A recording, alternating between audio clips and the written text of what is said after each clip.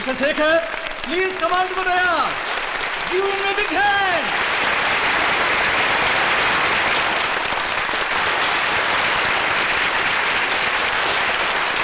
Congrats, my boy. Thank you, sir.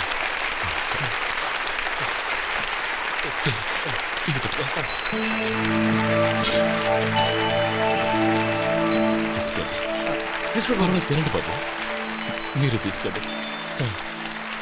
గౌరవనీయులైన high court judge Shri Rammohan Rao గారిని వారి చేతుల మీదుగా గోల్డ్ మెడల్ బహుకరించవలసిందిగా కోరుతున్నాం.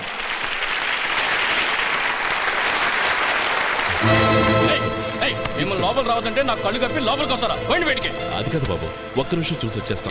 అమ్మిని చాలవా? నడవండి బయటికి.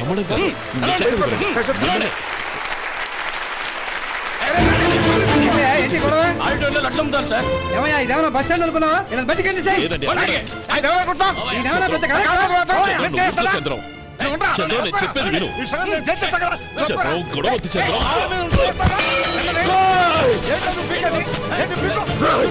ఎంత పొగరా నీకు? మా అన్నయ్య మీద చేయిస్తావా? చెప్పేది విను. గొడవద్దు శేఖర్, నా మాట వినరా. నువ్వురా అన్నయ్య. నేనా? డియర్ స్టూడెంట్స్, నేనేదో గొప్పగా సాధించానని నన్ను అందరూ ప్రశంసించారు. ఈ ప్రశంసలన్నిటికీ కారణం నేను కాదు, ఈయన మా అన్నయ్య. మా అన్నయ్య కనుక నన్ను కష్టపడి చదివించుండకపోతే నేను ఈ పాటికి ఏ పల్లెటూళ్ళలోనూ గేదెలు కాసుకుంటూ ఉండేవాడిని. ఈయన ముతక బట్టలు చూసే కదా అవమానించారు.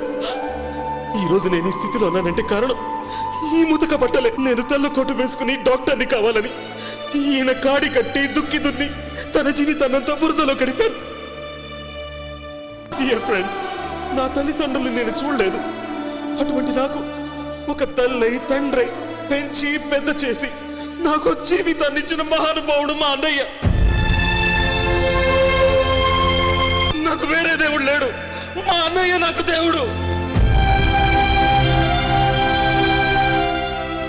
నాకు దొరికినట్టు మా అన్నయ్య లాంటి బంగారు అన్నయ్య ఈయనకి లేడు. అలా ఉండుంటే ఈయన కూడా ఎన్నో సాధించేవారు. మీ అందరిలాగా సుదుబుట్టు వేసుకుని ఇక్కడికి వచ్చింది.